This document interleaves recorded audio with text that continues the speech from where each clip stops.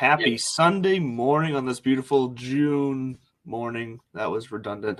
Sorry about that. But anyways, welcome to Belly Up Fantasy Live Dynasty Edition.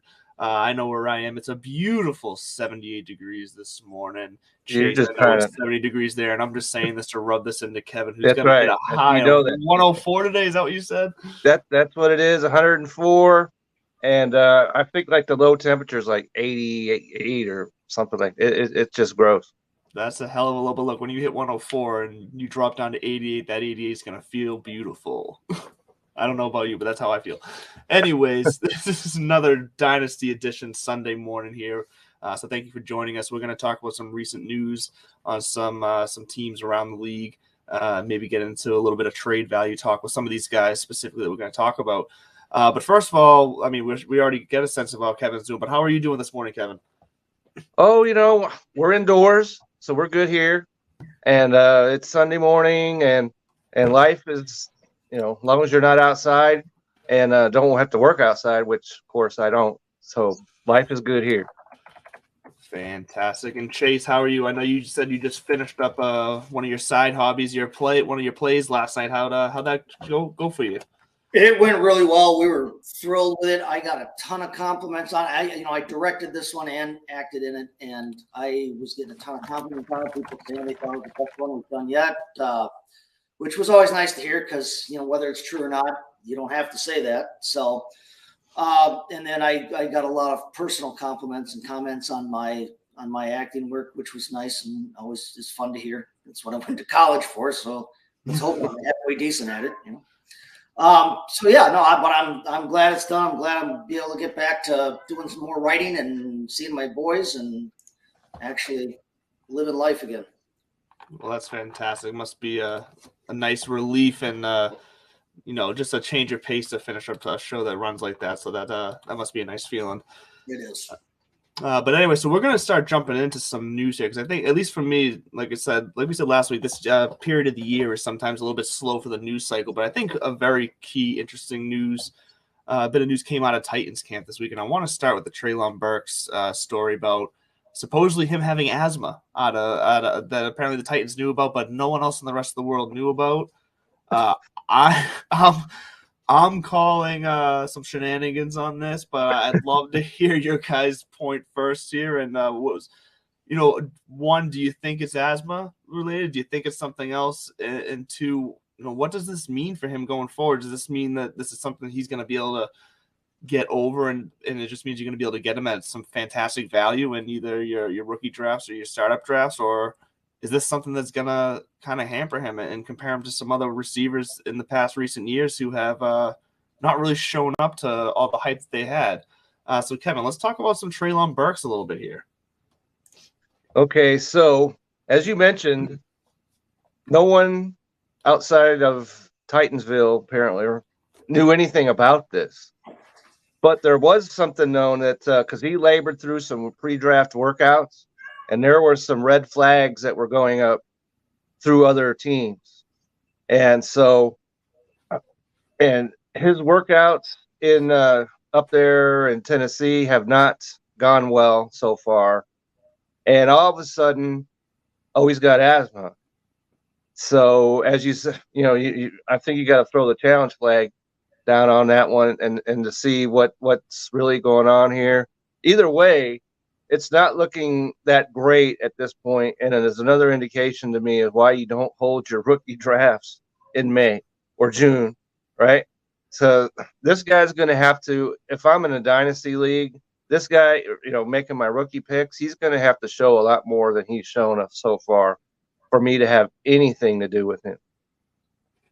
Yeah, I think that's a very fair point, and I agree with you. I'm throwing the challenge flag. I think he's just out of shape. Right. I'm comparing him to, it's a little bit different because the draft capital spent on him was a little different, but this is at least starting to feel like the beginning stages of N'Keal Harry here, where he just was not as in shape and physical as he expected him to be. Maybe he gets the news he's getting drafted or he's going to be drafted no matter what. He's going to the NFL, and he takes some time off. He lets himself go a little bit as far as football shape goes. So Chase, where do you stand on Treylon Burks here? And I mean, what do you think this means for him going forward with his value and kind of his future role with the Titans? He hasn't even had an opportunity to be active for a game yet, though, so I'm not necessarily going to call him N'Keal Harry yet. But sure, I understand why you are. I think psychologists call that projection. But, I maybe feel a little better right now. He was one of the names that I was looking at as a Packer fan. He was one of the names I was looking at hard for the Packers to take in the first round because of his size and all the hype in the draft pregame and where they thought that he was going to go position-wise, draft-wise. Then the Titans stunned everybody by trading AJ. But I don't know if I'm not diving off of him. I'm not going to have him ranked maybe as high as I would have earlier. I think it's definitely cause for concern. We don't want to throw too many unnecessary accusations out there. So I don't know if he wouldn't be the first NFL player with asthma. Sure. No. Emmitt Smith had it. Yeah, right. Exactly. And Emmitt Smith was okay. Yeah, and it worked out just a little bit for him. Right. But it does make me maybe feel a little better that they got Christian Watson where they did in the draft from a Packers standpoint. You know what I mean? It downgrades him in my eyes, but it might be more like much ado about nothing. We'll wait and see. There were the reports that he was having trouble staying in shape and coming into in shape.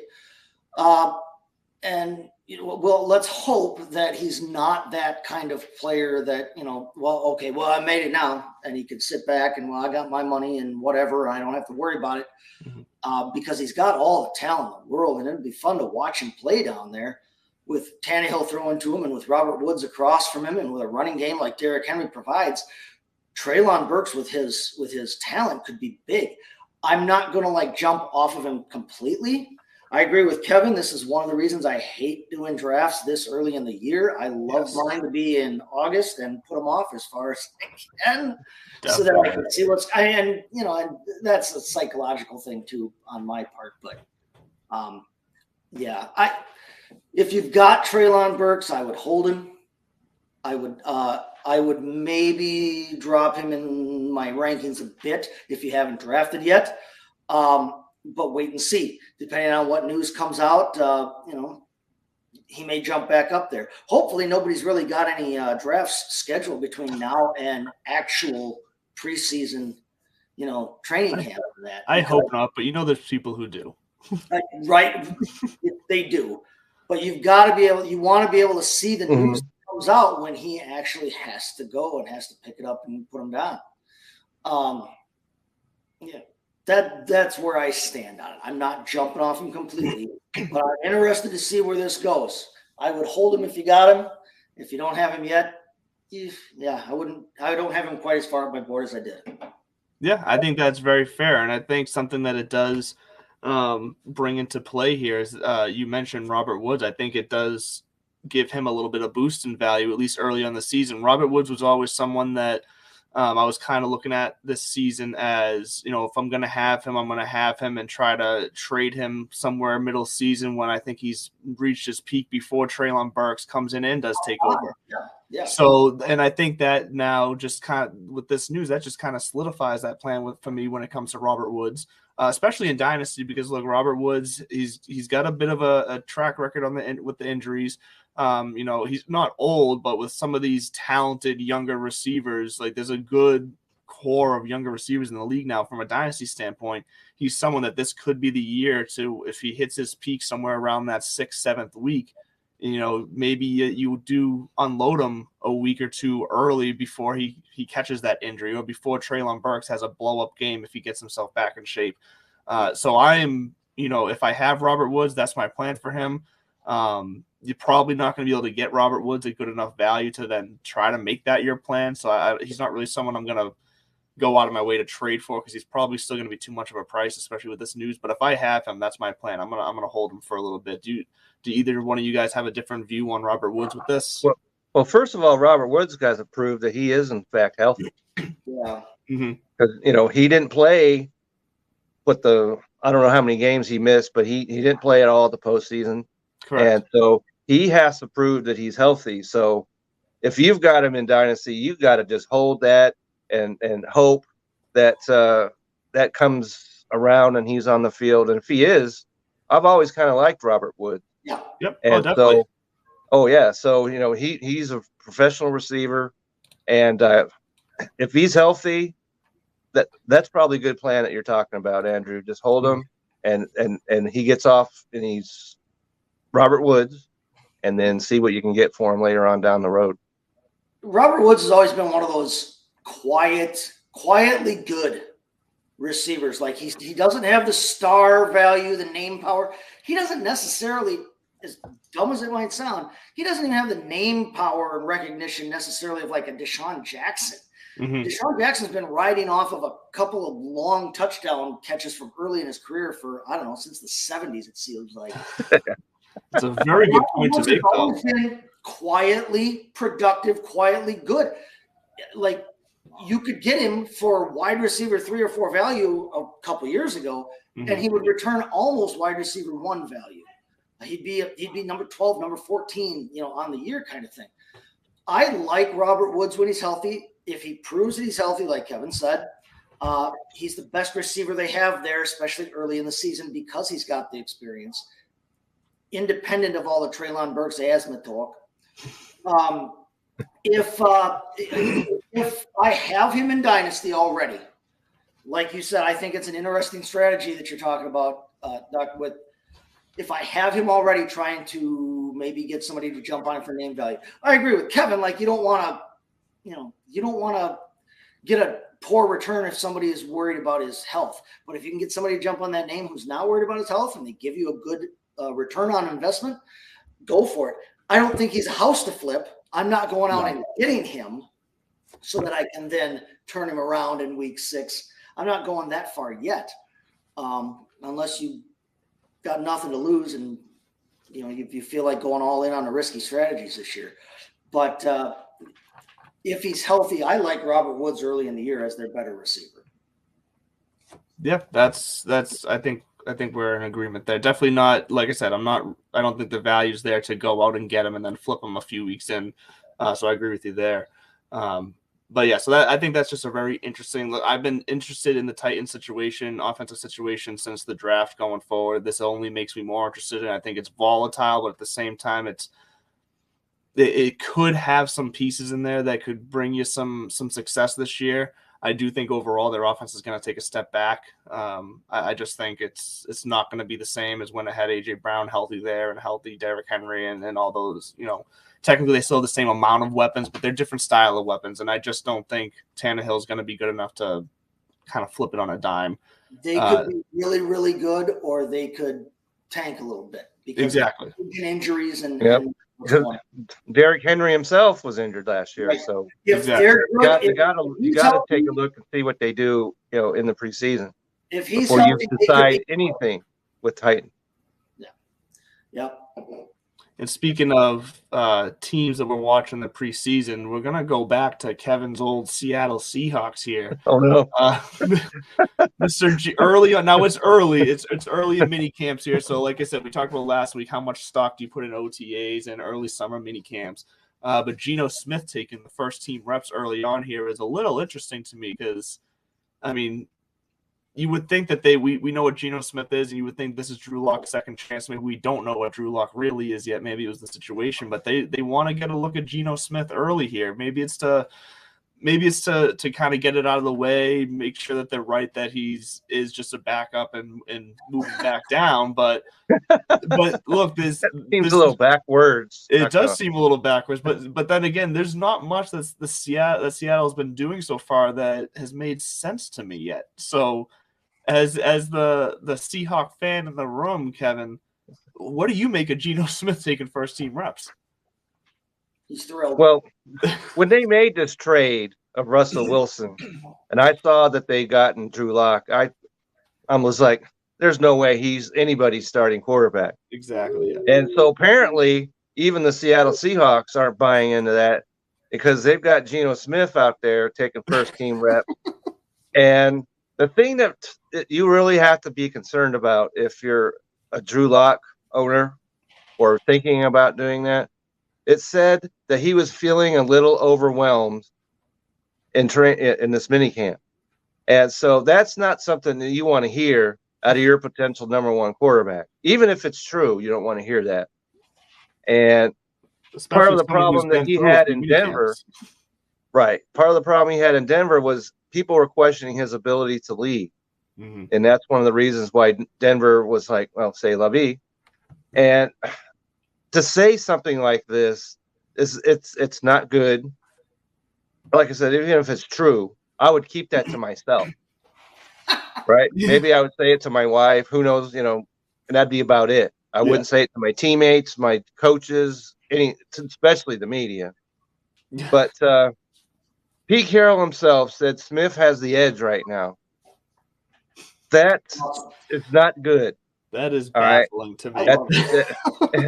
It's not good, especially like you said. I'm a Seahawk guy. Been that for a long time, and this is not good news. No wonder why DK doesn't want to show up. So if everyone's like, "Oh, DK will be fine." One thing Drew Lock can do is he can throw it down the field. It's not going to matter if he's not playing. Right. If you're sitting on the sideline, doesn't matter what your arm looks like. Because Geno Smith cannot throw it down the field. No. Yeah. And while I was looking into this, one of the interesting things that I saw was that it was over in San Francisco, they're talking about maybe cutting Jimmy Garoppolo. And so if that happens, then the Seahawks need to be all in on that. I'm sure that would interest Justin quite a bit if that happened, because he's the 49ers guy. And that just solidifies Baker Mayfield has no place in Seattle. Yeah. After all this has happened, he's not going to Seattle. Place in Seattle, though, I think they've actually got an open locker right between Geno and Drew for it. They're just waiting. So it's a black hole in Seattle right now, and you could just see like at the end of Aliens, where you see all the air flowing out, and everybody's grabbing on to try and save themselves, and the next thing you know, you're in space. So this is what I'm looking at when I look at the Seattle quarterback situation. The Jimmy Garoppolo note that you slid in there ever so slyly was it would be if that happened, that would be very interesting to me, because man, if that were to be the case, I would want all the Noah Fant everywhere. Given Jimmy Garoppolo's history with tight ends, both in New England being developed as a two tight end offense system, and then obviously with George Kittle in San Francisco, he is very used to looking at tight ends as a number one or number two option in the receiving game. He's comfortable with that. That would be that would be interesting. Noah Fant would fly up my boards if that were the case. I don't think it's a terrible thing for Seattle to get Jimmy Garoppolo there, but it looked like you were about to say something, Chase. What did you want to touch on here? First of all, I think that the question is not necessarily who's starting at quarterback for the Seahawks this season. I think it's who's starting at quarterback for the Seahawks next season. Is it C.J. Stroud or is it Bryce Young? That might be what they're thinking. They are not going to be able to compete right now as is. They are not going to be able to compete with the defending champion Rams, with Arizona, even as dysfunctional as Arizona sometimes can be. Mm-hmm. They're not going to be able to compete with the rest of their division. I think, when you look at Geno Smith is a good guy to have as a backup because he's been a star. He is. He's a great backup. He's a backup. He's been able to flip that switch in his head from I'm the quarterback, I'm the man, to I'm the backup quarterback. I may have to be the man. Mm-hmm. He wasn't really all that great fantasy wise for anybody. Whether you had him as a quarterback or whether you had one of his receivers, his top receiver, I think, was Eric Decker in Smith's second year as a starter. Eric Decker was his top receiver from a fantasy scoring standpoint at like wide receiver 27 or something like that. Yeah. And Eric Decker was a good football player. He was fantasy relevant. He was fantasy rosterable, but even if you're in a 12-team league, 27 is outside the starting realm. Well, and a lot of that most likely came after Eric Decker's after the catch stuff because he was an agile guy. He was a man. But Smith, even with running around and doing whatever else he might be able to do, he's not a particularly strong, like you said, downfield thrower. He doesn't get quite the rush and the yards and the touchdowns that you would want from maybe a running quarterback who can't throw or doesn't throw much. He doesn't offer a lot there. Drew Lock is capable of tossing it down the field, and actually, who knows? It might have been a bad situation in Denver with him. He's still young enough that there might be something there. I don't think you need to close the book on him. I certainly wouldn't if I was Seattle. If the Geno Smith thing is, well, we'll continue to draft. We'll continue to develop Drew Lock, and we'll let Geno take it for now because he's the veteran. I don't think that makes any sense. Lock has played, and you are not going to win this year. It doesn't matter who's your quarterback necessarily. Even if Russ was there, you're probably not competing right now in that division the way your roster is constructed. Yeah. They've got questions at running back.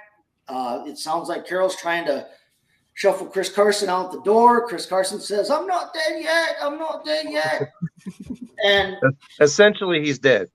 Okay. Right, but he says not. Rashard Penny, who knows if he's and they got Kenneth Walker, but he's rookie. They don't necessarily have all that strong an offensive line, although they've tried to do some upgrades. I don't know what they're thinking at the quarterback position.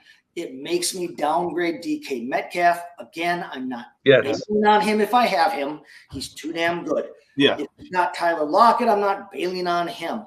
I'm not running out and getting a Noah Fant right now, but I like Noah Fant as a player. If Noah Fant was in just about any other situation right now, he would be a sleeper pick.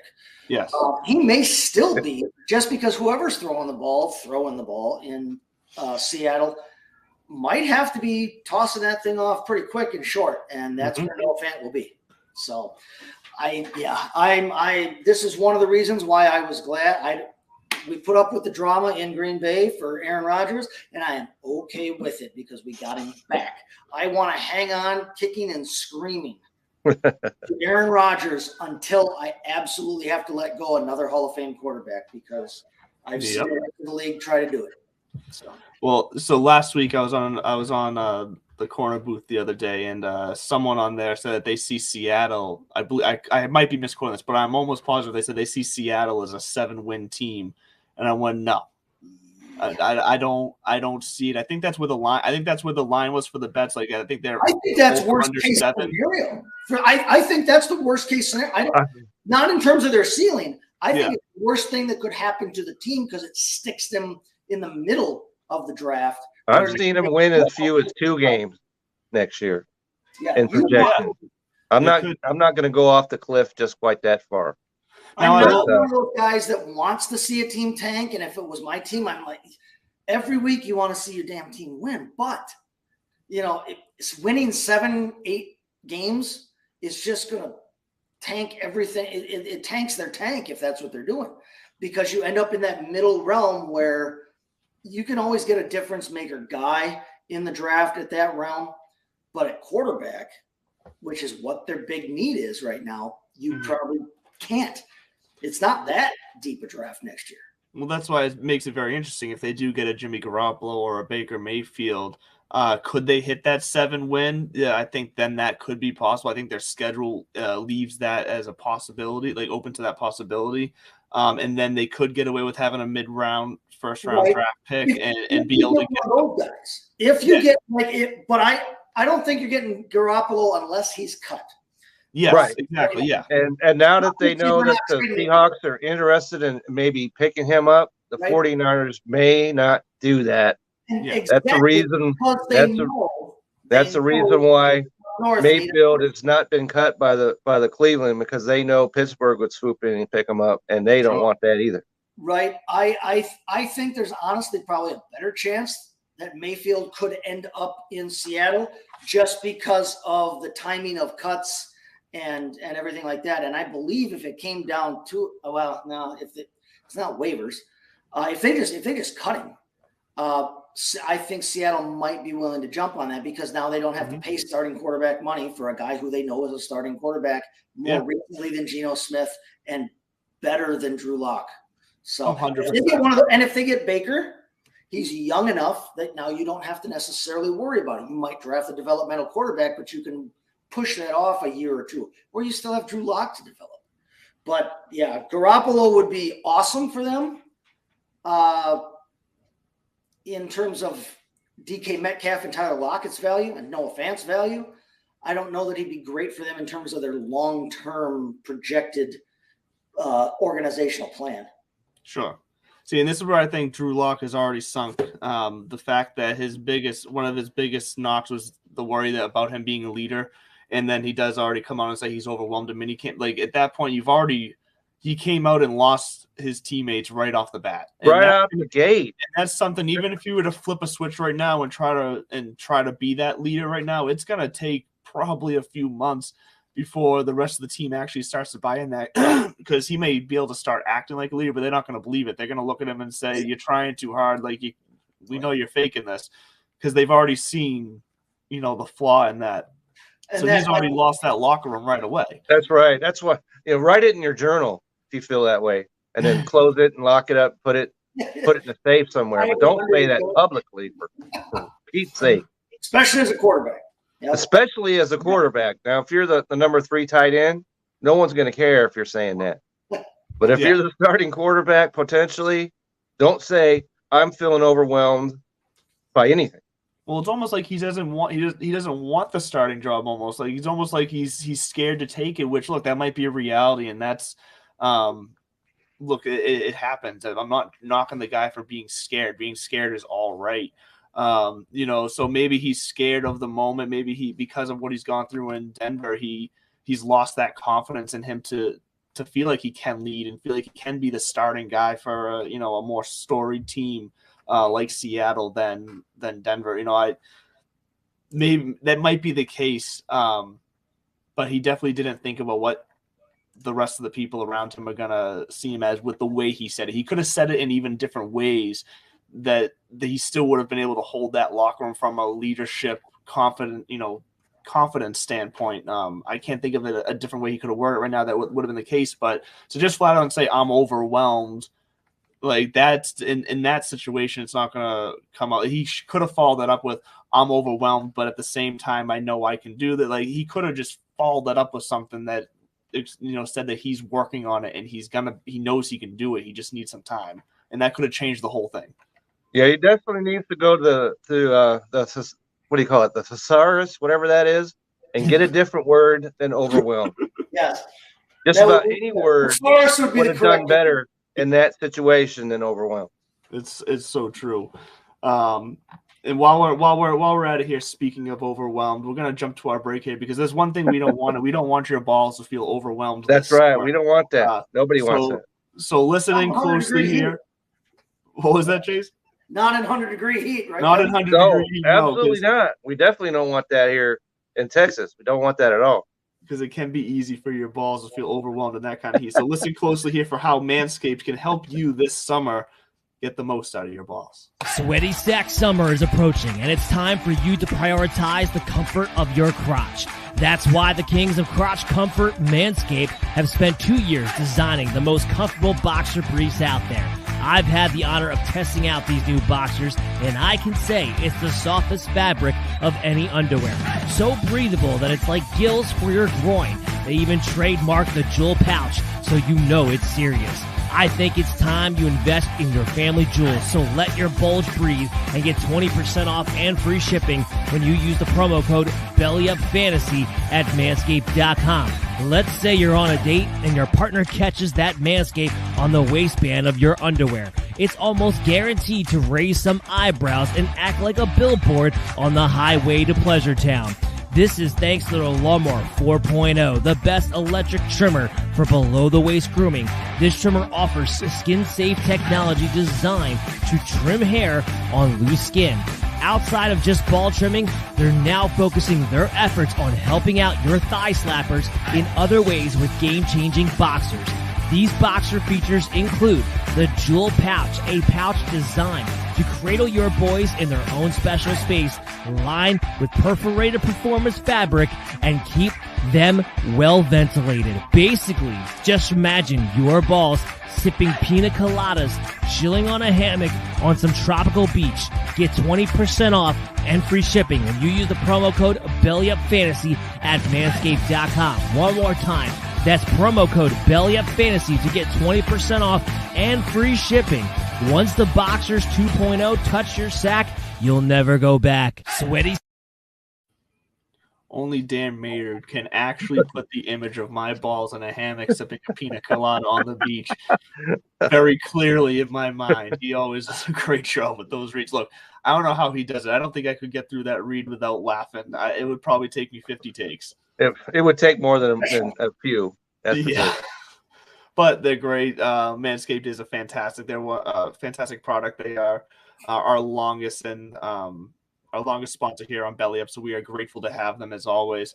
And we are going to jump right back into the sports world here. And I want to touch on something else that's been interesting so far this offseason, and that has been the rise of Travis Etienne in the ADP and in the rankings across the league with the experts, and experts like ourselves, as we like to call ourselves. But Travis Etienne is someone who, if you go back to, I don't even know when we did that show. I'm gonna ride that wave as long as I can, Kevin. But when we did our rankings back months ago, and I had Travis Etienne as my number 10 dynasty running back, I got laughed off the screen.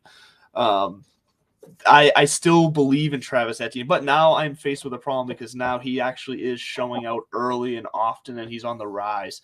And he's currently, as I bring this up right here, I think when I looked earlier, his dynasty rankings had him at running back 18, and I believe his ADP right now is around running back 23.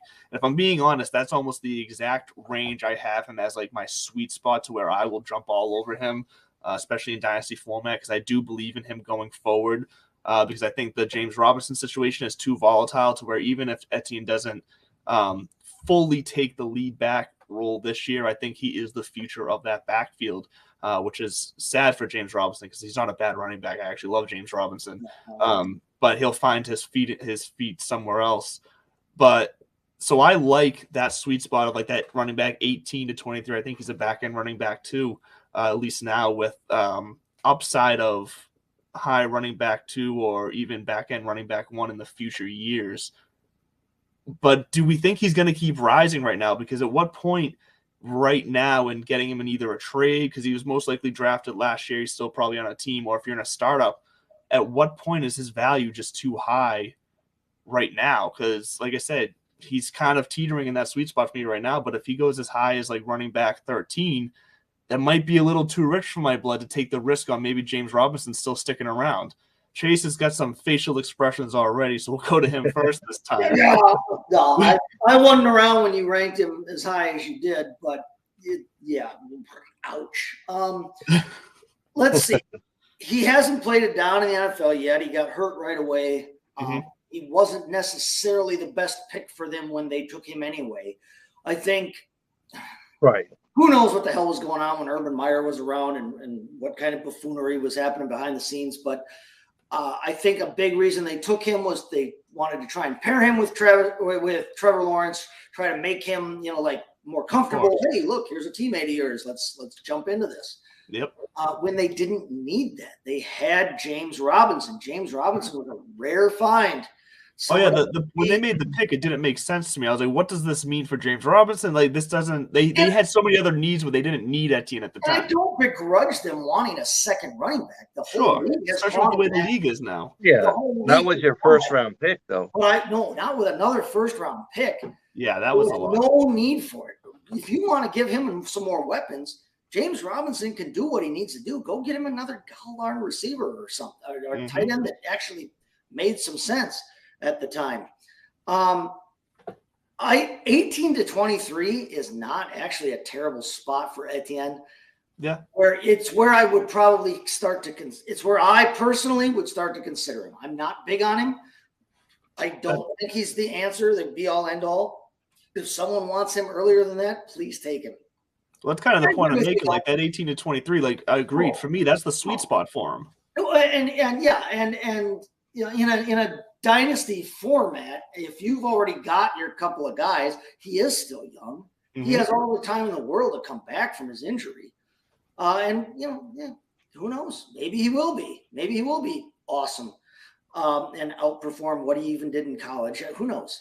But I am not on the Travis Etienne bandwagon this year. I know a lot of people are. I wasn't on it last year. I'm not on it this year.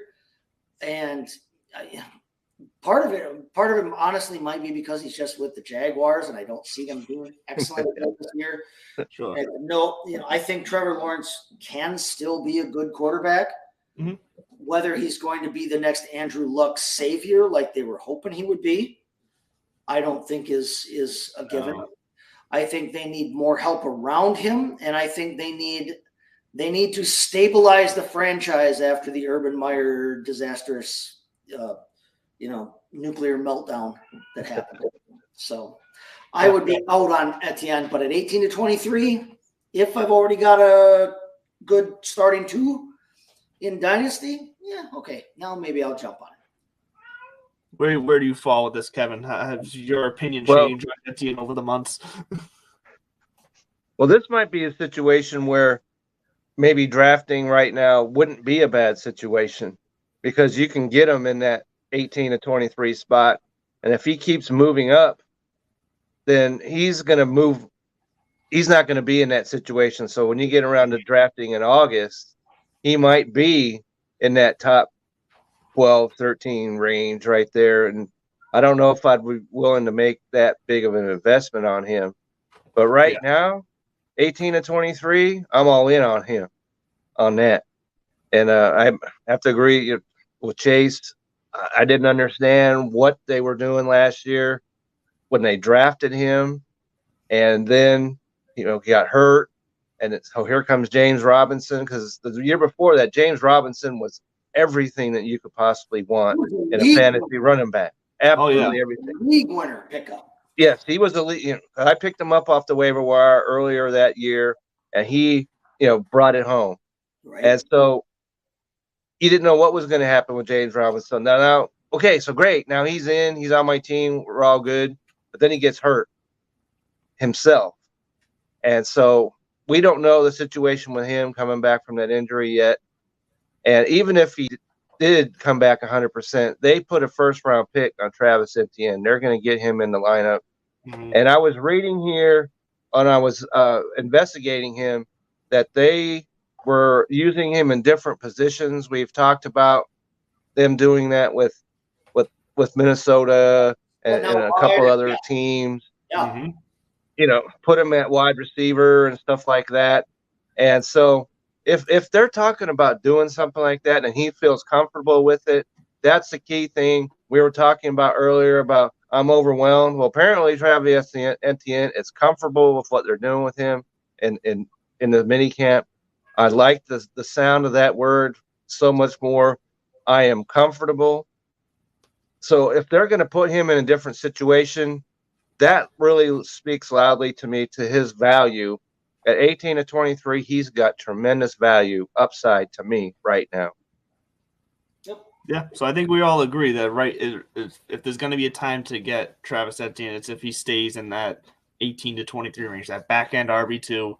Sounds like we're all on the same page on there, which makes for terrible entertainment on the show. But for once, there's some consistency in our take. If he continues to rise up boards, you are not going to get him there. So exactly, yeah. So if you're drafting now, which I don't think any of the three of us advocates. No. I'm not advocating doing that. There? Even to get Travis Etienne, no, we're not doing that. But if you are, for whatever inexplicable reason, drafting now, and you can grab him like that, grab him. But you are not going to get him that way come late July, August, Memorial Day week or Labor Day weekend. You're not going to get him there. Yep, and I think that's I fully agree here. And one of the last kind of stories I want to get to here is Dalton Schultz is apparently mad about his contract. And look, I find this one interesting mainly because the landscape of the tight end position, the fact that he virtually came out of nowhere over the last 2 seasons and then to finish tight end 5 last year, he's very hyped up right now. If his situation changes, I'm not saying it's going to, I think he's most likely going to still be in Dallas and they're going to figure out a contract here, but it just raises the question, if Dalton Schultz's situation changes, is he that type of athletic tight end where he's going to take those talents to a different team and be the same type of guy, or is he a product of what the Dallas's offense has been the last 2 years? A team where unfortunately the quarterback position has been in flux because of injury, a team where they've gone up and down in the running back room between Elliott and Pollard, either between injuries or inconsistent play. The wide receiver position has in some ways flux as well. To a point, Schultz has been the most consistent, reliable person on that offense. And is that been the product of his success so far? I'm looking at some of the stats he's had. So last year, he ranked 3rd in target quality rating, which is, catchable targets, putting a premium on deep balls. So they look for him deep. He's got like the number 7 ranked air yards. Like he's pretty much top 10 in all your tight end rankings.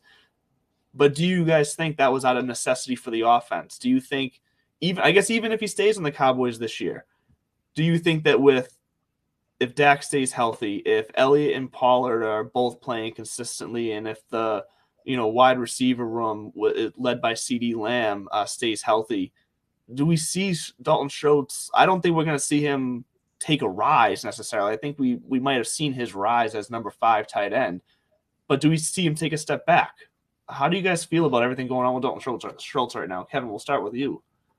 Well, the thing that concerns me most about Dalton Schultz, we talk about, touchdown regression. He went from 4 touchdowns to 8. Mm-hmm.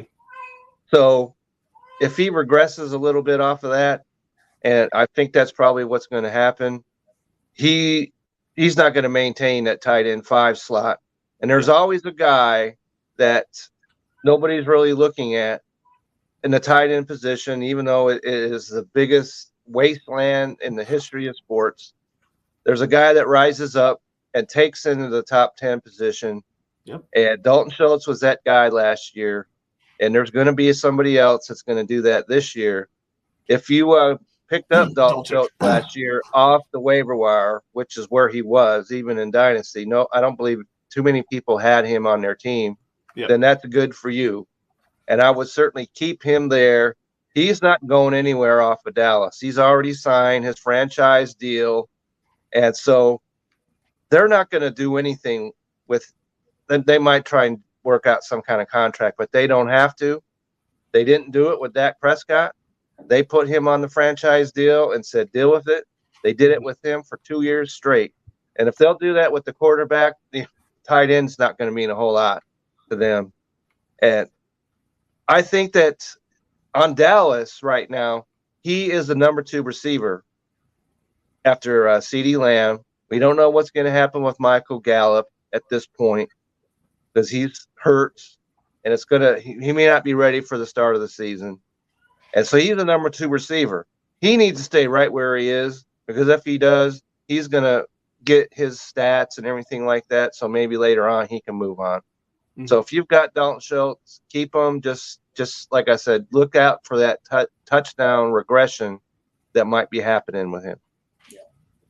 Yeah, I think the touchdown regression is definitely a massive point for that, and that was definitely a great call. Chase, what about you? Where are you standing on Dalton here? I like Dalton Schultz as a player. Yeah. I think Dalton Schultz benefited greatly from Blake Jarwin getting injured. Absolutely. Another great point. Yep. Absolutely. It allowed him to actually step up into the featured role. I think they were all set to go tight end by committee, which is always a recipe. They were. I'm in Dallas. Trust me, they were. Right. But Jarwin getting injured meant that Dalton Schultz got his opportunity. Now, he wasn't great with it in 2020. No, he was not. But 63 catches, you can live with that as your tight end, but that's not great at all. Situation in 2020 was not great. With a full season of Dak Prescott behind him, he was a good tight end. I don't think he's a top 5 tight end in the league. Mm-hmm. I think that he does well in that system. I think he's lucky that he's got a tight end like Dak Prescott and that he's got an offense like Dallas runs. I would hang on to him. I want to use him this year. If I have him, I'm comfortable going into the year with him as a tight end. Dalton, in real life, dude, you mad about your contract. But he signed it, so I don't want to hear it. I don't want to hear it. He signed it. Jerry Jones will tell you to die mad about it. He's not going to care. He will. You are not at a premium, league-wide superstar position. If you were a guy that Jerry felt he could market at wide receiver, at running back, at quarterback, at outside rusher, Jerry would do that. So you're playing under the contract you have right now, and it behooves you, my friend, to just play as well as you can this year. Go out, show that last year was not the outlier that it appears to have been.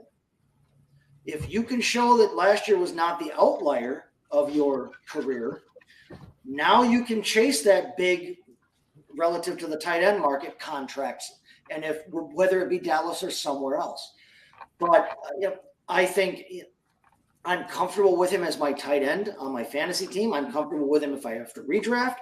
And he's actually not a terrible daily shot even, because that, in their offense, he's going to get some volume. He doesn't have a ton of competition right now in terms of who's on the roster with him. Yep, because Jarwin's not there anymore. No, exactly. The one guy that would have and was going to, sap off of him. Nobody's afraid of Jeremy Sprinkle. No. Not just because of his name. No. Dalton Schultz, he'll be a startable tight end this year. If you've got him, keep him. I'm not running out to grab him. But in terms of his situation, Dalton, you've got to show that last year was not the outlier. I agree. Nobody's going to be throwing big money at the tight end position. It's not a position where you have to, unfortunately. For you, it's just the position you play, dude. If you were a little fatter, you could play tackle. If you were a little skinnier, you could play wide receiver. Those are money positions. Tight end is a all work, no play, thanks for nothing job. So. Yeah, no, I agree. And, and there's something that just came across my Twitter feed. It looked like I was distracted for a second because I'm putting this up here.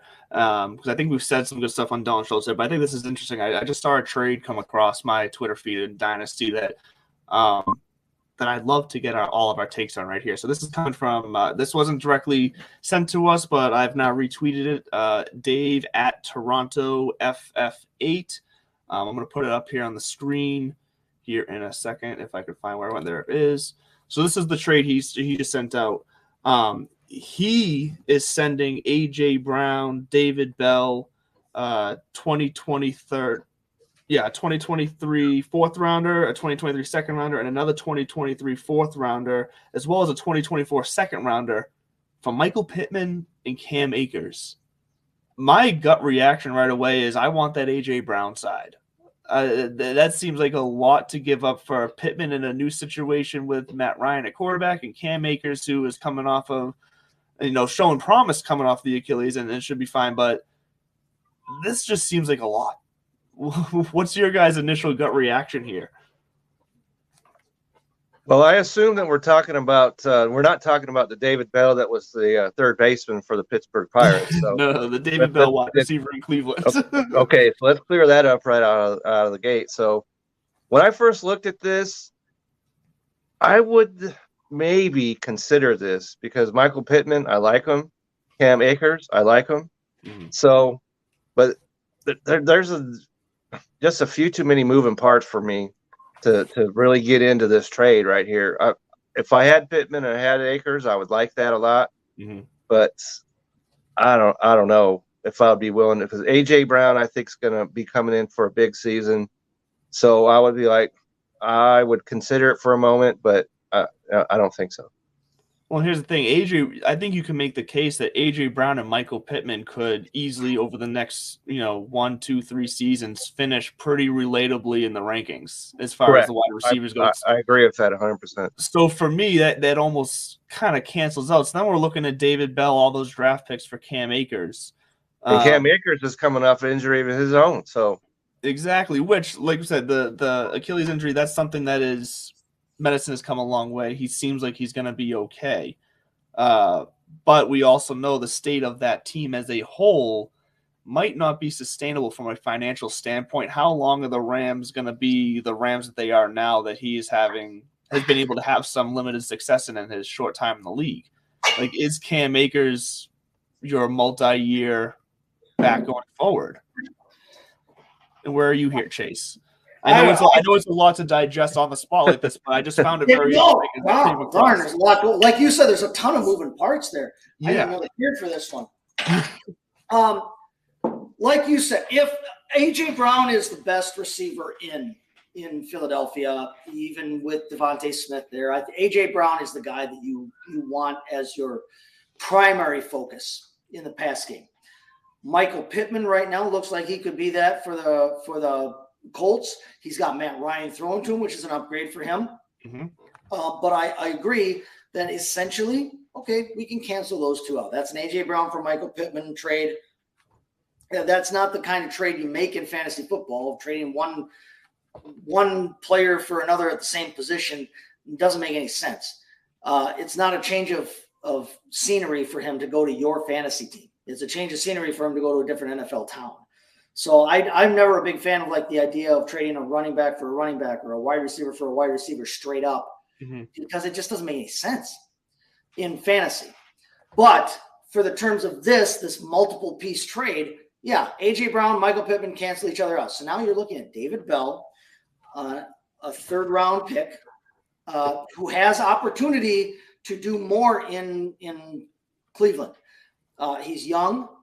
He possibly at some point in the future might have Deshaun Watson as a quarterback, playing opposite Amari Cooper, and he might be right now the 2nd best receiver on their roster.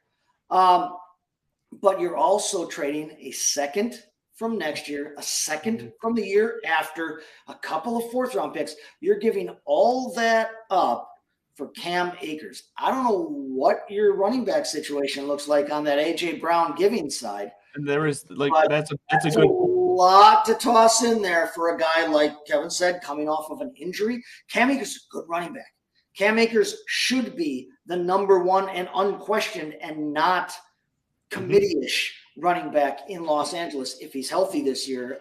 And he looked healthy at the end of last. He looked healthy coming off of everything last year. He wasn't great in the playoffs, but he looked healthy. That just seems like an awful lot to give up for Michael Pittman and Cam Akers. I might have held there, but again, I don't know what his running back situation looks like for Brown, Bell, 2 seconds and a couple of 4ths. Well, and that is the tough part. Obviously we don't have the full complete picture here, because maybe he does have a ton of receivers and he's got no running backs. And so in that case, then it changes the landscape in the thought process here. So it is a big thing, and that's. But even so, you're still getting a receiver. You're getting Michael Pittman. So maybe if you're making this for 2 running backs, then maybe that makes more sense. Right. It's a very good point. Maybe maybe it's a situation where the trade partner is just a big AJ Brown fan, and he threw that in there to try to get something back, just to juice up the deal to make it more appealing. Right. There could be a lot of things. Maybe he knows you got to know who you're trading with. You got to know what's going to get them. Right. There's that too. Take that step. And Brown right now, for better or worse, Brown has better name recognition than Michael Pittman does. Yes, absolutely. Even among There's people, no question about that. even among people who know fantasy football, right now, AJ Brown is like the shinier, flashier jewel out there than Michael Pittman. Whether or not, it's that's the reality, especially with AJ Brown's change of scenery, is a different question. But right now, AJ Brown has some flashy name value. So, am I capitalizing on that to try and get somebody back that I believe in more? Good, Good on both of them if they both feel that they're that the team is better. I mean, Yes. I don't think this is a crazily unfair trade. I don't think anybody. No, I don't think so either. No, yeah. I No. don't know that it's one. Maybe if you took some of these draft picks away, then we can talk. If I were the AJ Brown, if I were getting the AJ Brown side of this trade, I think I'd jump on it. I think I would. Yes. I don't If think I I was would on the have other offered- side, I would not have offered the AJ Brown side of this trade. Yep. I think I that's would where not have either. I would not have either. too. But either way, big. I know this was unsolicited, but I hope it's all right. But big shout out to Dave over at Toronto FF8. Give him a follow on Twitter. He puts out dynasty content, fantasy football content in general. So shout out to you. Reach out to us. We'd love to talk more in the future. Absolutely. Hope we didn't offend you too much with our analysis of your trade, but either way. Well, you know what? Don't put it out in public if you don't expect to get some kind of critique. Don't do Very it. true. Very true. Very true. But that's what we do all as as fantasy football. Right. Like we put stuff out. We're in just public. giving our honest opinions. We're not sitting there saying, "Well, dude, Yep. what is your malfunction with this?" No, we're not saying that. Yeah, at Toronto, We're actually saying this is not a bad trade. It's Yes. Yes. So It's not. Yeah, no. It's not it's not an unfair lopsided trade. It's not one I necessarily would have made, but Me either. I've seen much more egregious trades. Oh, Yeah. definitely. Let's not get crazy with that one. Yeah. So. Definitely. So, but Dave, give us a shout us out. Maybe we'll have you on the show sometime. We'd love to talk to you more. Absolutely. We love Bring it on the power. People in the fantasy football space. But either way, that does bring us around here to the end of the show this week. So as always, we're gonna go around talk about what everyone's got going on. So Kevin, what do you have going on this week? Where can we find you? What big stories do you have coming out? Well, you can always find me at Kevin62 WILSEA on Twitter, and also tonight at 8 Eastern, I am the host of the Belly Up Fantasy Live Baseball Show. So we got that going on. And there will be an article coming out on the fantasy side of things on baseball. You can be pretty sure about that. And even though we're talking about later in the month, I will be a part of the Belly Up basketball draft special that's coming up later on in the month after we get through the finals and everything. And so that's pretty exciting. And so there's a lot going on. So just check out Belly Up and ride along with it. Fantastic. And Chase, and now that your show is over, you mentioned going to be doing some more writing. What do you have cooking for us coming up in either the next week or coming weeks and months? Oh, well, there will be a lot of this fueling what I do here the next week because I'm celebrating being done with that. But I will have a Green Bay Packer season preview for fantasy purposes, and I'll try to touch on dynasty. I'll try to touch on redraft value in that as well. I also have a Cleveland Browns article coming out, which should be a lot of fun to jump into. The big question there is everything that happens with Deshaun Watson. That will be the center of the Cleveland universe for I think the next several years. And then also I'll be looking at wide receiver. So find me on Belly Up Sports. I'll be taking part in when it comes up, the Belly Up Bowl for charity, benefiting Alex's Lemonade Stand. That's a great charity. So if you're thinking about getting involved in that, dive in. Don't think about it. Yes. Check out bellyupfantasysports.com. Get there. Check it out. And if you're willing, if you're wanting to get involved in something that's for a good cause, click on that. Take part in the Belly Up Bowl. But that's what I'll be doing here over the next week or two. Fantastic. And I just retweeted that out at Real Mr. Mallard for that the Belly Up Bowl. So I did that this morning as well. Kevin did too. Yeah. So you can probably find it on most of any of the writers and personalities affiliated with Belly Up. You can probably find it on their Twitters. And then as always, you can find me at Real Mr. Mallard. I am Andrew LeDuc, aka Mr. Mallard. You can also find my golf show, Divots and Pivots, at Divots and Pivots. And it's a big week for the golf show. Definitely check that out. Big week for the golf show this week. We'll have our normal show on Wednesday morning, 10 a.m. on Tiki Live, Belly Up TV. But also as well, we will be going live on Saturday from the clubhouse in Middleton, Massachusetts. So if you are in the I remember you saying that. Yeah, we definitely got to check that out. Yeah, come drive by, come meet us. We're going to be hanging out, watching the U.S. Open.